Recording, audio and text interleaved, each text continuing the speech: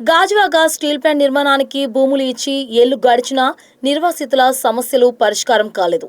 దీంతో శాంతియుతంగా 48 గంటల వంట వార్పు ఉక్కు నగరంలో చేయాలని నిర్వాసిత సంఘాలు పిలుపునిచ్చి చేయడానికి సిద్ధమయ్యాయి. అయితే దీనికి అనుమతి లేదనే నెపంతో పోలీసులు ఈ కార్యక్రమాన్ని భగ్నం చేశారు. సంఘాల నాయకులను బలవంతంగా అరెస్టులు చేశారు.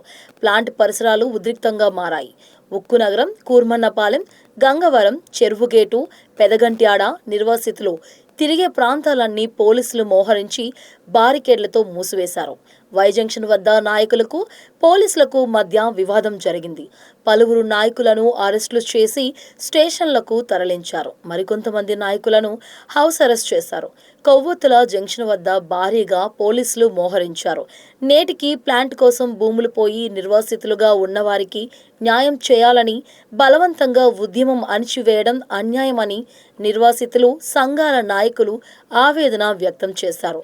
నిర్వాసితులకు న్యాయం చేయాలని, లేని పక్షంలో ఆందోళనలు ఉధృతం చేస్తామని నిర్వాసితులు సంఘాలు నాయకులు హెచ్చరించారు.